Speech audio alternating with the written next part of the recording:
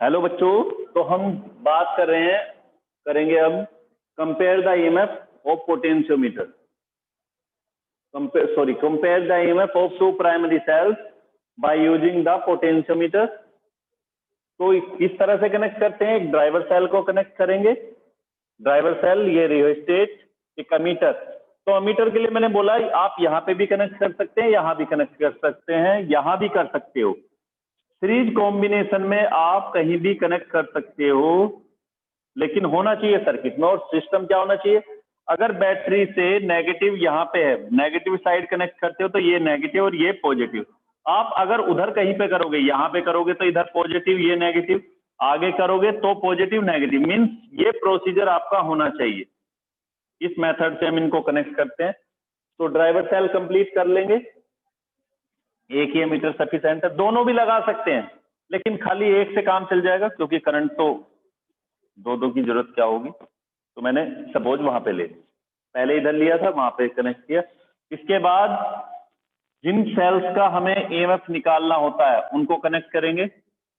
और मैंने अभी एक बात बोली थी लास्ट वीडियो में कि जिस एंड से ड्राइवर सेल का पॉजिटिव कनेक्ट होता है, याद रखना, कई बार कंफ्यूज यहां हो जाते हैं कि एमीटर का ये नेगेटिव ये पॉजिटिव, तो नेगेटिव ये आ रहा है तो ये नेगेटिव होगा, जबकि ये क्या है, एमीटर से डिसाइड नहीं होगी इसकी पॉजिटिव नेगेटिव, डिसाइड होगा ड्राइवर से, क्योंकि ड्राइवर सेल से निकल के आता है पॉजिटिव। यहाँ पे इलेक्ट्रॉन इधर से घूमते हुए ऐसे आएंगे, तो हम कंसीडर करते हैं कि चार्ज करंट कैसे फ्लो होगी इसमें, इस डायरेक्शन में, ऐसे ऐसे घूमते हुए ये तरह से। जिस टर्मिनल से positive end of the driver cell connect करते हैं उसी से अपनी दोनों सेल कनेक्ट करेंगे। तो जिनका ईएमएफ हमें निकालना है, जिनका ईएमएफ कंपेयर करना है, उनको कनेक्ट करते हैं। तो हम अपने लैब में कौन सी सेल यूज करते हैं, 2 प्राइमरी सेल, एक लैक्लान से लेते हैं, दूसरा डेनियल लेते हैं। ये पॉजिटिव, ये भी पॉजिटिव है ना। देखो बनाने का मेथड समझना जरा।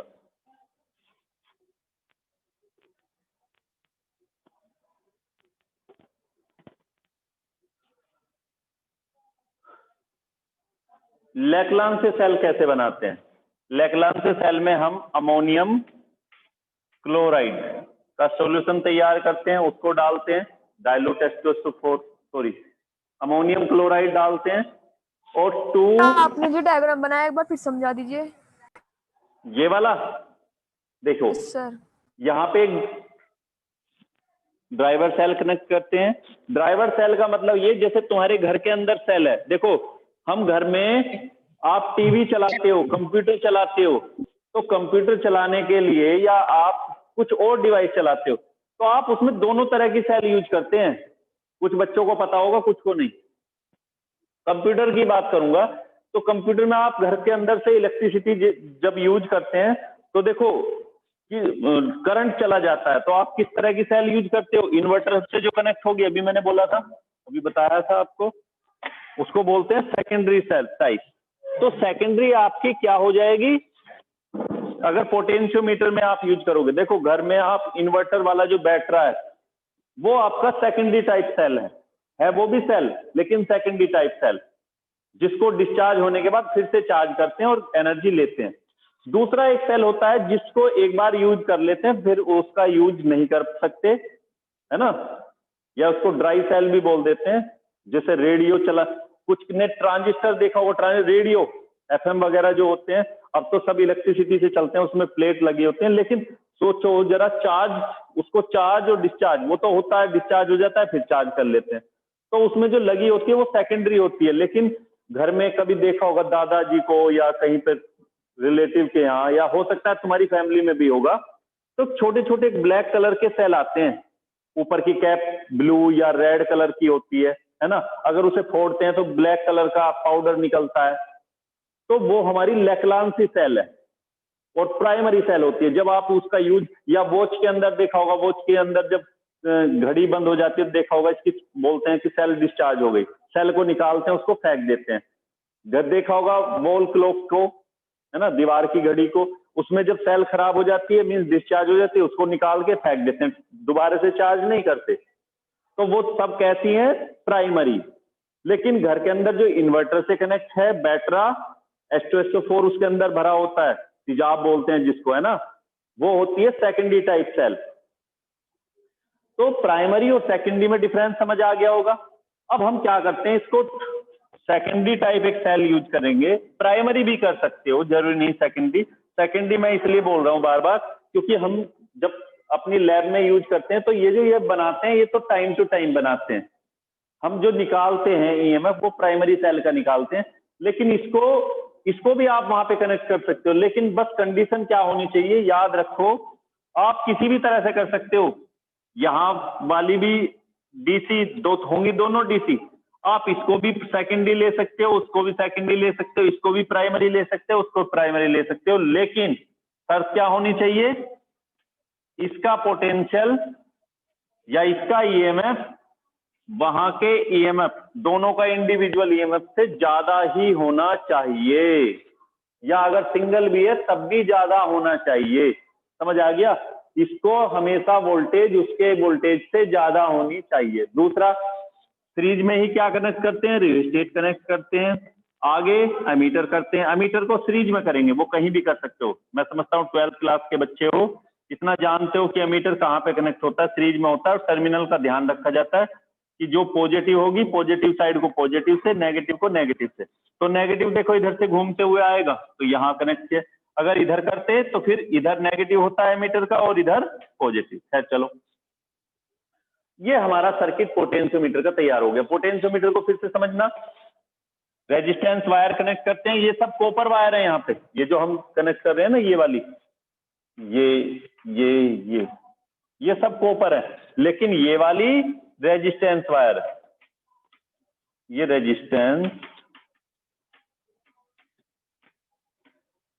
रेजिस्टेंस वायर है।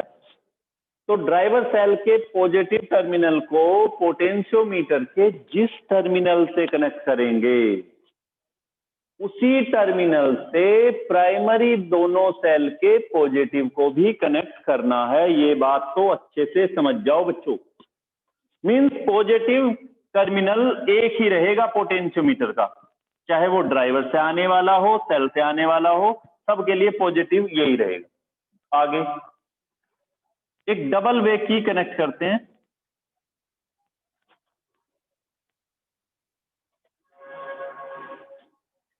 और इसमें दो प्लग लगाते हैं। प्लग क्यों लगाएंगे, क्योंकि एक बार में हम एक ही सर्किट को यूज करते हैं, एक बार में हम एक ही सेल को यूज करते हैं।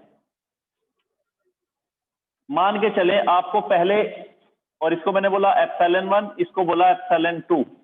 आगे क्या करना है, कुछ बच्चे तो समझ गए होंगे, सर आगे हमें गैल्वेनोमीटर कनेक्ट करना है। बताया था, डिफ्लेक्शन किससे पता चलेगा, गैल्वेनोमीटर से, कि करंट पास होता है नहीं। तो याद करो वो वाली बात फिर से, पोटेंशियोमीटर आखिर यूज क्यों करते हैं, to measure the accurate potential difference, terminal potential difference when no one current is drawn from the cell। कोई भी करंट सेल से नहीं लोगे उस समय पर क्या होगा, वो उसका टर्मिनल पोटेंशियल डिफरेंस ईएमएफ होगा, और उसे मेजर करना। तो क्या होना चाहिए, पता करने के लिए कि क्या सर्किट में करंट है या नहीं, कुछ मीटर भी तो चाहिए, और वो मीटर कैसा होता है, गैल्वेनोमीटर। तो इसे हम दोनों ही तरह से कनेक्ट कर सकते हैं, इसमें पॉजिटिव इधर भी, पॉजिटिव नेगेटिव। ऐसा क्यों, क्योंकि मैं बता चुका हूं इसकी बात को, क्योंकि इसमें निडल 0 पर यहां होती है, वो इधर भी डिफ्लेक्ट हो सकती है, इधर भी हो सकती है। बाकी मीटर कैसे होते हैं, 0 यहां पर राइट साइड में डिफ्लेक्शन होगा हमेशा, लेकिन इसमें ऐसा होता है कि लेफ्ट भी करती है और राइट भी, और अगर ऐसी पॉसिबिलिटी है तो टर्मिनल भी दोनों तरह से हो सकती है। ठीक है, आप कैसे भी कनेक्ट कर सकते हो, इस तरह से हो गया। आगे इसी वायर में क्या कनेक्ट करोगे, एक जॉकी, मैंने बोला पेंसिल की तरह एक होती है, और उसको कनेक्ट करके हम सबसे पहले क्या करते हैं, इस वायर को यहां से कनेक्ट करके देखोगे, यहां देखोगे, अगर डिफ्लेक्शन यहां कनेक्ट करके सपोज लेफ्ट, तो यहां कनेक्ट करके राइट साइड आना चाहिए। अगर यहां राइट दिखाता है तो यहां पे जॉकी लेफ्ट का आना फंक्शन चाहिए। क्या होता है?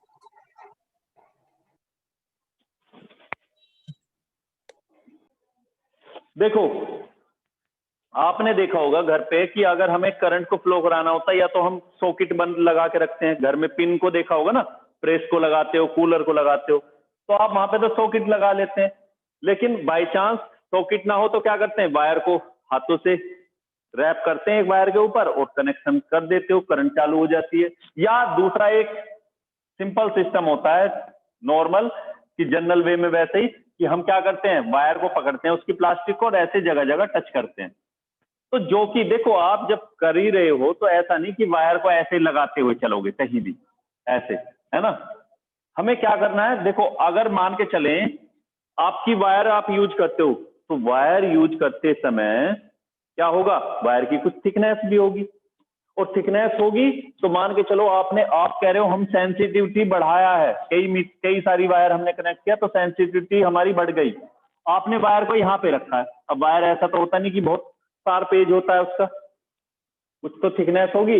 अब आपने यहां तक का कवर किया, अब आप लेंथ कहां से मेजर करोगे, सर मिड से चेक कर लेंगे बेटा, चार्ज तो यहीं से मिलना शुरू हो गया, करंट जब आएगा इस वायर को तो वो तो यहीं से आ गया, आप मिड से क्यों लोगे, तो सर हम यहां से कर लेंगे। तो ये इस प्रोसेस को खत्म करने के लिए हमने क्या किया, हम क्या कोशिश करते हैं फिर कि आप क्या करें, लोहे की कुछ ऐसी बनाएं 7 एज टाइप का, जैसे घर में नाइफ होता है, कि आप उसको कनेक्ट करो इस वायर से और यहाँ पे रखें तो एक लाइन की तरह, देखो नाइफ को देखें तो सामने से अगर ऐसा खड़ा करें तो लाइन दिखाई देती है। अब हमने सोचा कि नाइफ को भी ऐसे पकड़ें, वो भी सही नहीं है क्योंकि फ्लैट है सरफेस, मान के चलो ऐसे रखोगे तो हम क्या करते हैं, हाथ में पकड़े आराम से, मैं लिखते भी तो है वो, आप लिखने का क्या हो सकता था, आप फिंगर से भी लिख सकते थे, है ना, पहले जो होता था कभी। तो थोड़ा सा टेक्नोलॉजी आई और हमने क्या किया, उसको इस तरह से कि पकड़ेंगे भी और नीचे उसमें एक शार्प एज होता है और उसको हम बोलते हैं जोकी। जोकी क्या करती है, अब हमें पेंसिल की तरह ऊपर उसमें इस तरह की स्ट्रक्चर होती है उसकी, यहाँ पे एक स्क्रू होता है और यहाँ से प्लास्टिक का कवर होता है इसके ऊपर कैप, अंदर से रोड जाती है एक मेटेलिक रोड और नीचे जाके एक एज की तरह दिखाई देती है ऐसे, ये प्लास्टिक कैप ऐसे आ जाती है। तो ये, तो जब आप सामने से ऐसे दिखाई देगी लेकिन पीछे तक एक लाइन की तरह होती है, मैंने बोला ना नाइफ, अगर सामने से देखो नाइफ की, अगर हम एज को सामने से देखें टिप को तो हमें खाली ऐसे दिखाई देगी जैसे ये दिखाई देती है ऐसे। अब इसका फायदा क्या होगा, देखो अगर ये टिप होती तो टिप को वायर पे रख पाना मुश्किल था, भाई मैं रखूंगा क्योंकि वायर की जो डायमीटर है बहुत कम होती है, लेकिन अगर हम क्या कर दे, इसको थोड़ी लेंथ का बनाएं तो अब आप आराम से ऊपर से आराम से रख सकते हो। तो कभी आप यहाँ पे टच करते हो, कभी यहाँ पे, इसके अंदर से करंट घूमते हुए गैल्वेनोमीटर में पास होती है। कैसे होगी, देखो जरा ध्यान देना, अब यहाँ पे ये पॉजिटिव एंड यहाँ पे आ गया नेगेटिव, ये आ रहा है अभी गैल्वेनोमीटर से होते हुए। बस हमें क्या करना है, इस वायर को जैसे ही टच करोगे तो करंट फ्लो होगी एक साइड, आप यहां करोगे तो दूसरी साइड जाएगा। तो बीच में अगर ये वाली कंडीशन बनती है, ये कुछ पिछले वीडियो में सारी बातें बता चुका हूं, फिर से बता रहा हूं, लेकिन बस वहां पे और यहां में थोड़ा सा कंफ्यूजन ये हो रहा होगा आप लोगों को। वहां मैंने एक वायर पे बताया था कि हम यहां कनेक्ट करके रखेंगे, ये तो पॉजिटिव हो गया, याद है ड्राइवर सेल का ये वाला किया था, वहां मैंने एक ही कनेक्ट की हुई थी ना, गैल्वेनोमीटर लगाया था इसमें, ना ही रियोस्टेट लगाया था, है तो सारी वही चीजें, देखना जरा इसी प्रिंसिपल पे वो सारी बातें चल रही। और इसको मैंने कनेक्ट किया था पहले यहां फिर यहां, और यहां क्या करना है, एक गैल्वेनोमीटर कनेक्ट करना है ना, और वहां क्या करना है, क्योंकि ये बड़ी ज्यादा वोल्टेज है तो इसलिए यहाँ एमीटर, एमीटर क्या किसको मेजर करता है, करंट को, किसमें, एम्पियर में। गैल्वेनोमीटर किसमें मेजर करता है, माइक्रो एम्पियर में, याद रखना, गैल्वेनोमीटर माइक्रो एम्पियर में करता है। एक आता है मिली एमीटर, वो मिली एम्पियर में मेजर करता है। तो याद रखना, गैल्वेनोमीटर माइक्रो एम्पियर में, मिली एमीटर मिली एम्पियर में, और एमीटर एम्पियर में, इस तरह से। तो समझ आया क्या फंक्शन है, फंक्शन क्या, किस लिए यूज करते हैं इसको, जोकी को, ताकि करंट का फ्लोटेशन हमारा वायर के अंदर गैल्वेनोमीटर से होता हुआ सेल से मींस करंट आ सके। और हमें एक कंडीशन आने पर यह पता चले कि हमारा कोई करंट इसके अंदर से फ्लो नहीं होता। ऐसा कब बन सकता है, थोड़ा सोचो जरा, कब बनेगा? मान के चले यहां से लेके यहां तक का एक करंट का चार्ज का प्रेशर है, यहां से यहां फ्लो होता है। आपने क्या किया, इस जॉकी को यहां पे रखा है, तो क्या होगा, ये प्रेशर उसका ज्यादा है इसका कम, तो चार्ज आ जाएगा। हालांकि प्रेशर में गलत बोल रहा हूं वर्ड, प्रेशर का मतलब क्या होता है कि एक तरह की चीज का प्रेशर अगर ज्यादा है तो वो दूसरी साइड जाएगी, और अगर दोनों इक्वल हो गए तो वही रुक जाएगी। लेकिन इलेक्ट्रिसिटी में प्रेशर नहीं बोलते हम क्या बोलते हैं, इलेक्ट्रिक पोटेंशियल। अगर एक पॉइंट का पोटेंशियल दूसरे पॉइंट के पोटेंशियल से ज्यादा है तो वहां पे क्या क्रिएट हो जाता है, पोटेंशियल डिफरेंस। तो करंट कहां फ्लो होगा, मान के चलो यहां का पोटेंशियल ऊपर, यहां का नीचे, तो ऊपर वाले से नीचे की तरफ। और पानी भी तो ऐसे ही फ्लो होता है, हाई लेवल से नीचे की तरफ या हाई प्रेशर से लो प्रेशर की तरफ चलता है ना। मेन वाटर का जो मैंने बोला कि वाटर कहां से कहां की तरफ फ्लो होता है, high level to low level. क्यों, क्योंकि हाई लेवल पर प्रेशर ज्यादा होता है नीचे। आपने देखा भी होगा जब टैंक को ऑन करते हैं तो जब पूरा फिल होता है तो वाटर की हाइट ज्यादा होती है टैंक में, उस टाइम पे ऑन करो तो पानी ज्यादा तेजी से आता है।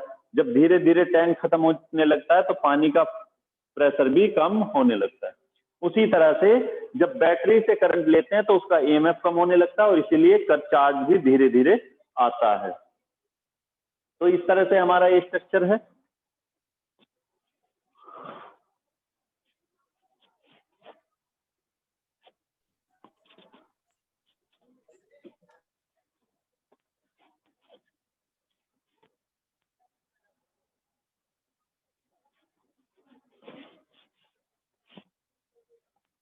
देखो लैक्लांसी और जिसको मैं बता रहा था, ये दो सेल यूज करते हैं, दोनों प्राइमरी, जल्दी से समझना है। प्राइमरी सेल हम कौन कौन सी यूज करते हैं लैब में, लैक्लांसे। और लैक्लांसे बनाते किस तरह है, एक प्लास्टिक पोट होती है, और प्लास्टिक पोट या कंटेनर उसको बोलें, और उसके अंदर 2 रोड होती है, एक जिंक रोड, एक कौन सी होगी, जिंक, और दूसरी कार्बन रोड, ये ब्लैक कलर की होती है। एक जिंक रोड होती है और एक कार्बन रोड होती है। इसके अंदर क्या फिल करते हैं, अमोनियम क्लोराइड। कार्बन रोड जो होती है बेटा वो काफी मोटी होती है, और इसमें क्या क्या फिल होता है, इस कार्बन रोड के चारों तरफ देखो, ये कार्बन रोड एक पोरस कोट के अंदर रहती है। अब वो पोरस कोट में क्या क्या होता है वो समझना है जरा। ये कार्बन रोड जो होती है पोरस कोट के अंदर रहती है। फिर से समझो, 2 रोड होंगी, जिंक और कार्बन, लेकिन कार्बन रोड दोनों किस में है, देखो दोनों रोड होंगी किसमें, एक प्लास्टिक के कंटेनर में। लेकिन जिंक रोड को तो खाली हम ऐसे ही रख देते हैं प्लास्टिक के कंटेनर में, लेकिन कार्बन रोड को ऐसे ही नहीं रखते, बल्कि क्या करते हैं, एक पोरस कोट बनाते हैं। पोरस कोट क्या होता है, पोरस बोलते हैं जिसमें छोटे छोटे होल हों, जैसे हमारा हेयर का डायमीटर, जो दिखाई ना दें लेकिन पानी को एब्जॉर्ब करें। जैसे घर में तुमने देखा होगा मिट्टी के जो बर्तन होते हैं, है ना, जो मिट्टी के बर्तन होते हैं गर्मियों में जिसमें पानी भर के रखते हैं, ठंडा रहता है, तो उसमें छोटे छोटे पोरस होते हैं, होल होते हैं, है ना। और वो क्या करते हैं, देखो आखिर हम गर्मियों में उसको यूज क्यों करते हैं, पोरस पोट ही बोलेंगे उसको भी, आखिर यूज क्यों करते हैं उसको, क्योंकि गर्मियों में जब गर्मी ज्यादा होती है हीट की वजह से, तो पानी क्या होता है, वेपराइज होता है। तो अंदर से पानी को वेपराइज होने के बाद क्या होगा, बाहर वाले जो पार्टिकल हैं पानी के, वाटर पार्टिकल, वो वेपराइज हो जाएंगे, तो अंदर से वो फिर से सोखता है, अंदर से होल के थ्रू पानी फिर से बाहर आता है।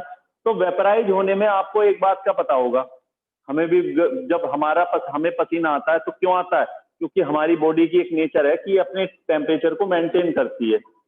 तो मेंटेन करने के लिए क्या करना होगा कि ये पसीना निकालती है, बॉडी अपने आप पसीना निकालती है। पूरी बॉडी किस में हो जाती है, पानी से भीग जाती है। पसीना क्या होता है, पानी तो होता है, पानी से भीग जाएगी। और गर्मी अगर बाहर है तो क्या होगा, वो वेपराइज होगी, और वेपराइज होगी तो वो वेपर, पानी ऐसे तो कन्वर्ट होता नहीं है वेपर में, क्या करना पड़ता है पानी को कन्वर्ट करने के लिए, उसको बॉईल करना पड़ता है। और बाहर गर्मी अपने आप से है, भाई वहां तो हम कंटेनर को रखेंगे, पोर्ट को रखेंगे गैस बर्नर के ऊपर, और वहां पे नीचे से हीट देंगे और वो वेपराइज होगा। लेकिन हमारी बॉडी से तो जो पानी निकलता है, जो बॉडी के ऊपर पानी की क्वांटिटी होगी, पसीना जिसको बोलते हैं, वो गर्मी की वजह से अपने आप वेपराइज होगा।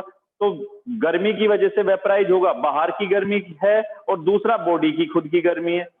तो बाहर की से तो इतना इफेक्ट नहीं, क्योंकि बॉडी की ज्यादा गर्मी है उस टाइम, जब आप कल बोलते हो कि गर्मी लग रही है आज तो बहुत ज्यादा, तो क्या होगा, वो पसीना आपकी बॉडी की गर्मी को लेके खुद वेपराइज हो जाएगा, तो आपकी बॉडी का टेम्परेचर क्या होगा, मेंटेन होगा। लेकिन जब ह्यूमिडिटी बढ़ती है, खासकर बरसात के दिनों में, तो आपकी जो बॉडी पसीना तो निकालती है, लेकिन वो पसीना वेपराइज नहीं होता। क्यों? क्योंकि यहाँ की जो वाटर पार्टिकल है वो वेपराइज होंगे, लेकिन पहले से ऑलरेडी वेपर है पास में। ह्यूमिडिटी बढ़ने का मतलब क्या है कि हमारे एटमॉस्फेयर में पानी की क्वांटिटी पहले से होना। अगर एटमॉस्फेयर सूखा है, मीन्स हवा ड्राई है, तो वेपराइज जल्दी होगा। आजकल देखा होगा, अगर रात को भी कपड़े डालोगे, जबकि सर्दी होने लगी, पहले से टेम्परेचर डाउन है, तो आप देखोगे रात को डालो कोई भी कपड़ा, लगभग सुबह तक वो सूखता है। अगर बाहर आप वॉशिंग मशीन में ना साफ करते हो और अलग से डाल देते हैं तो सूख जाता है। लेकिन बरसात में, खासकर जुलाई अगस्त, जब बरसात हो रही हो या होने वाली हो, तो मीन्स उन मंथ में ऐसा होता है कि कपड़े जल्दी से नहीं सूखते। बेशक हवा भी चल रही है तब भी नहीं सूखते। क्यों? क्योंकि ह्यूमिडिटी इतनी ज्यादा होती है, इतना ज्यादा मॉइस्चर होता है एयर में, कि वो पानी जो वेपराइज होता भी, क्योंकि ऑलरेडी पहले से पार्टिकल है, तो उसको दूर नहीं जाने देता कपड़े से, बॉडी से। इसी तरह से तो वो पोरस पोर्ट क्या करते हैं, अब इसके अंदर हम क्या करते हैं, कार्बन रोड को रखते हैं, ब्लैक कलर की होती है।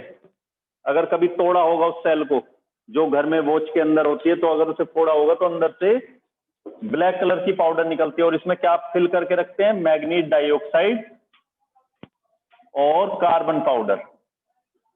कार्बन पाउडर और मैग्नीज डाइऑक्साइड को इसमें फिल करके रखते हैं, और अमोनियम क्लोराइड इसके अंदर सॉल्यूशन रखते हैं। लेकिन उस ड्राई सेल में ये अमोनियम क्लोराइड, देखो वहां पे तो सॉल्यूशन नहीं होता, लिक्विड फॉर्म में नहीं होता, वो पेस्ट फॉर्म में होता है। अगर कभी तोड़ा होगा इसको, जो पूरी की पूरी वो सेल होती है, घड़ी वाली या बड़ी सी जो होती है, रेड कलर की टॉप कैप होती है, जब लाते हो प्लास्टिक को उतारते हैं तो यहाँ मेटल होती है एक। अगर इसको कभी तोड़ा होगा तो एक ब्लैक कलर का रिफिल टाइप का निकलता है ना, एक रोड छोटी सी कार्बन की होती है वो। तो इसी के अंदर इसकी यहाँ पर दीवारों पर जब इसको बनाते हैं, अमोनियम क्लोराइड का पेस्ट लगा देते हैं। और अगर हम घर में यूज करते हैं, अपनी लैब में यूज करेंगे, तो इसको लिक्विड फॉर्म में बनाते हैं। डिस्टिल वाटर डाल के उसमें अमोनियम क्लोराइड डालते हैं और हमारी ये सेल बन जाती है। जिंक रोड पर नेगेटिव चार्ज आता है, केमिकल एनर्जी इसमें बनती है, आयोनाइजेशन होता है अमोनियम क्लोराइड का, इस पर नेगेटिव और इस पर पॉजिटिव, कार्बन पर पॉजिटिव आता है। उसी तरह से हम डेनियल बनाते हैं, ये बनेंगी बच्चों। और लैक्लान से सेल का ईएमएफ लगभग 1.49 समथिंग होता है, 1.49। ठीक। दूसरी हम बनाते हैं डेनियल। डेनियल किस तरह से बनाओगे, एक कॉपर पोर्ट होता है, और कॉपर पोर्ट यहाँ पे पॉजिटिव टर्मिनल का वर्क करता है। कॉपर पोर्ट में ही एक स्क्रू होता है, ये पॉजिटिव होता है। इसी के अंदर एक पोरस पोर्ट डालते हैं, जैसे मैंने अभी कार्बन रोड के लिए बोला था, पोरस पोर्ट डालेंगे, और उस पोरस पोर्ट में एक जिंक रोड डालते हैं।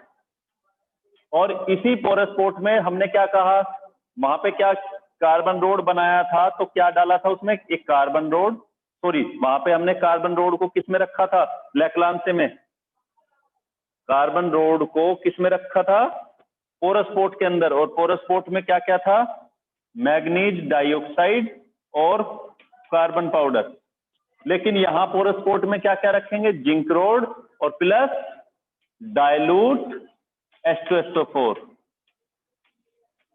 यहां पे। और ये हमारा इलेक्ट्रोलाइट होता है, डाइल्यूट H2SO4 इलेक्ट्रोलाइट है बच्चों यहाँ पे। और इसमें ये जो कॉपर कंटेनर है, यहाँ पे डाला जाएगा कॉपर सल्फेट। क्या डालोगे यहाँ पर, कॉपर सल्फेट डालेंगे। इस तरह से बनाएंगे तो जब ये चलेगा, तो 2 प्राइमरी सेल हम यूज करते हैं इस तरह से। अब क्या करेंगे, एक बार में 1 सेल को यूज करना है। मान के चले हमें E1 लैक्लान से ऊपर है और डेनियल नीचे, या कोई भी है 1 और 2, हमने यहाँ पे प्लग को लगाते हैं, कनेक्शन चालू होगा, करंट की सप्लाई चालू हो जाएगी। सपोज पहले हमने यहाँ पे कनेक्ट करते हैं, यहाँ का फिर यहाँ करते हैं, डिफ्लेक्शन दोनों बार अपोजिट आता है, तो एक कंडीशन ऐसी निकाल लेंगे जहां पे हमारा डिफ्लेक्शन क्या आएगा, 0। गैल्वेनोमीटर में की नीडल कहाँ होगी, बिल्कुल एग्जैक्ट सेंटर में होगी, और वो हमारी लेंथ सपोज यहाँ से यहाँ तक कितनी बनती है, L1। तो किसके लिए आती है, अभी मैंने बोला था कि V = KL, फॉर्मूला ये बताया था, है ना। तो हमारा किसको बैलेंस किया अभी हमने, किस सेल के लिए, फर्स्ट सेल के लिए, जिसका ईएमएफ कितना लिया है, ε1 = पोटेंशियल ग्रेडियंट। सपोज इस पोटेंशियोमीटर वायर की कितनी है, K, और ये कितनी लेंथ पर एडजस्ट होता है, L1 पर, तो E = KL1 अभी फॉर्मूले में किया था।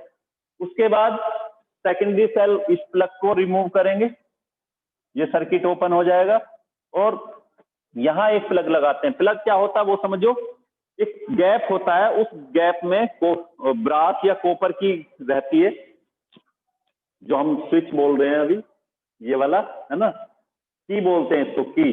इस की के अंदर एक प्लग लगा देते हैं ऐसे, तो लगाने से क्या होगा, करंट चालू होता है। अब हम वहां से निकाल के यहाँ पे लगाएंगे तो ये वाला सर्किट चालू होगा, और फिर से बैलेंस लेंथ निकाल लेते हैं, ε2 = KL2, इस तरह से। और मैंने क्या बोला, क्या एप्लीकेशन है, कंपेयर द ईएमएफ। तो ईएमएफ कैसे कंपेयर हो जाएगा, ε1/ε2, K से K कैंसिल, L1/L2। ये हमारी फर्स्ट एप्लीकेशन, इस तरह से हम कर लेते हैं। अब बात करेंगे सेकंड एप्लीकेशन के बारे में। सेकंड एप्लीकेशन क्या है,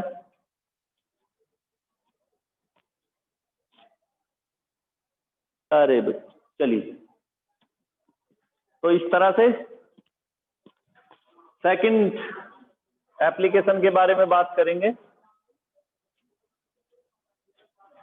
सेकंड एप्लीकेशन में कनेक्शन इसी तरह से रहते हैं, बस हमें करना क्या होगा, इस बार केवल एक सेल को कनेक्ट करें, या दोनों को भी कर सकते हो, जरूरी नहीं आप एक को करें, लेकिन बस थोड़ा सा डिफरेंस इसमें करना होता है, और वो कनेक्ट क्या होगा वो देखना।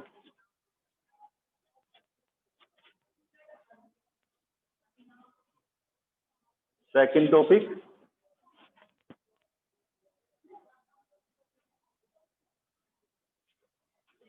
Applications of potentiometer.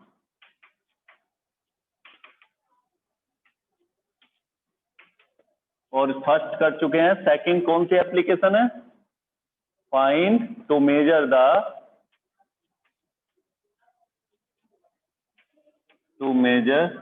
The internal resistance,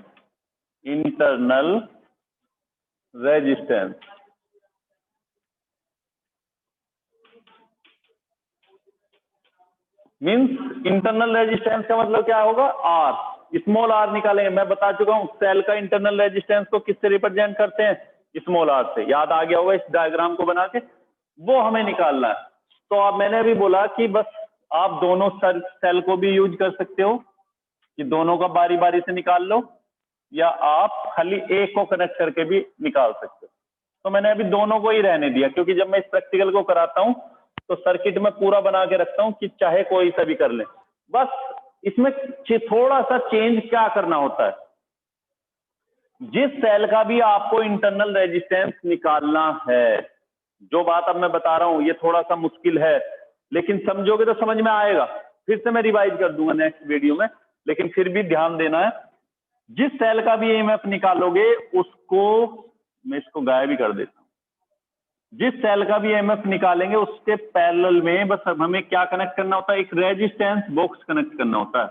और इस रेजिस्टेंस बॉक्स का मतलब फिलहाल ऐसे समझो सभी बच्चों, इस रेजिस्टेंस बॉक्स की एक खास बात ये रहती है कि जितना हम चाहें उतना रेजिस्टेंस ही अप्लाई करता है। हमें मन है 1 ओम तो 1 ओम करेगा, 2 ओम तो 2 ओम करेगा, 3 ओम तो 3 ओम करेगा। मीन्स ये बात हमारे हाथ में रहती है इसमें, बस थोड़ा सा अभी फिलहाल ऐसे समझ लो बच्चों।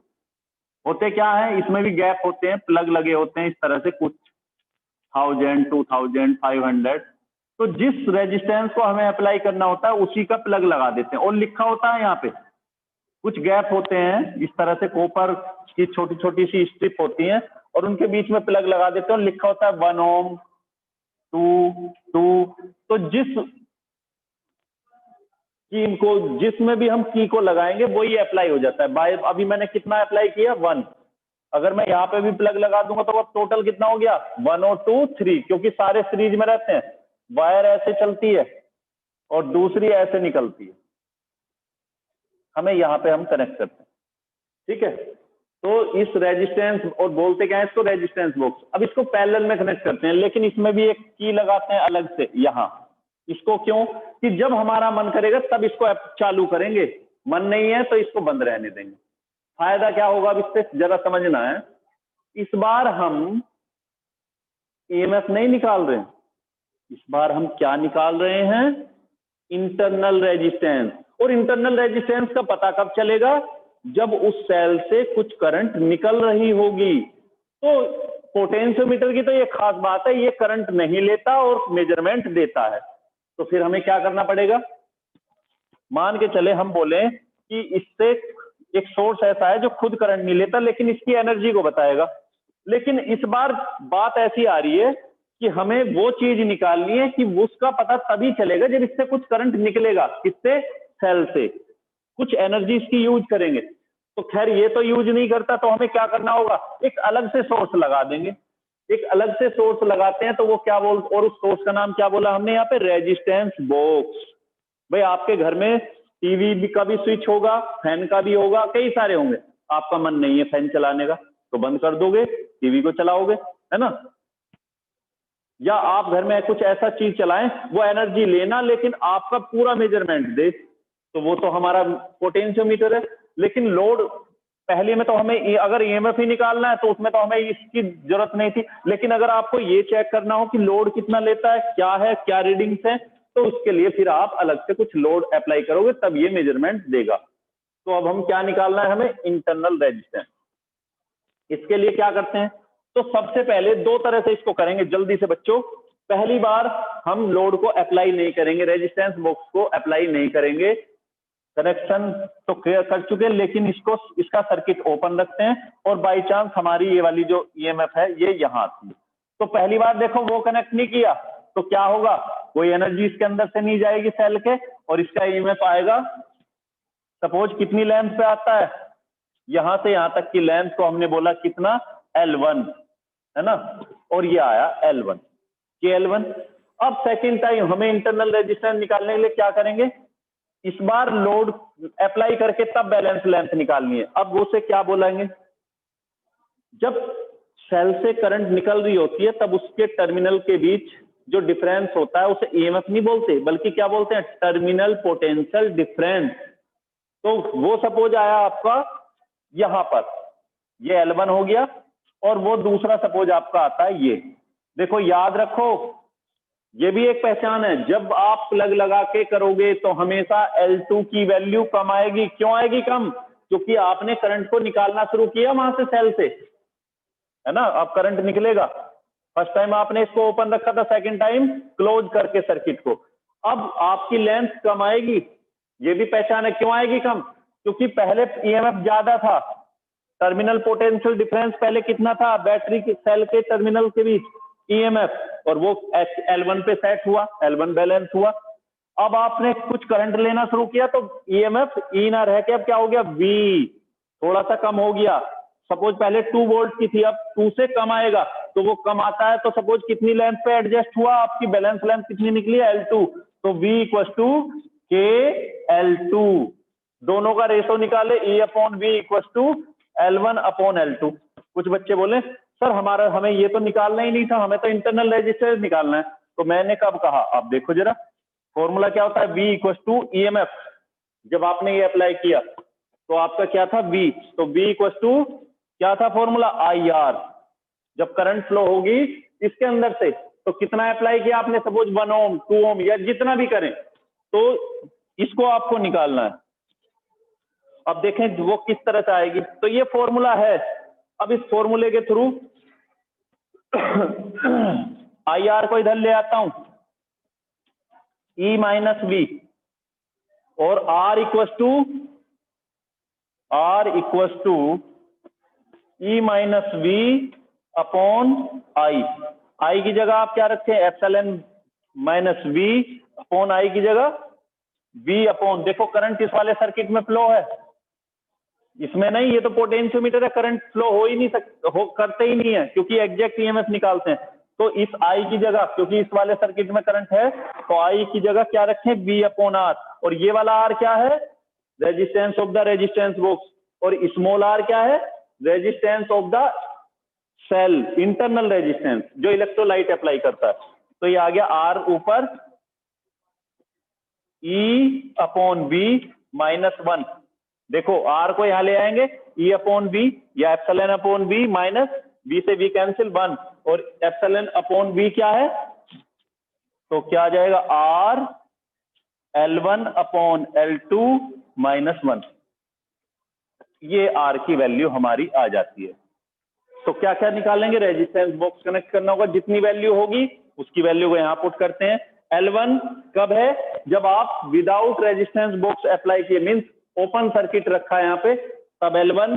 जब आप इसको क्लोज करोगे तो उसमें लोड जाएगा, ईएमएफ से थोड़ी कम वैल्यू हो जाएगी V, वो L2 पे बैलेंस होगा, और ये आप तीन वैल्यू निकालने के बाद आप internal resistance of the cell निकाल सकते हो। फिर से समझो एक बात, पहली बार हमने दोनों सेल लिया था, कंपेयर किया, इस बार हमें क्या करना है,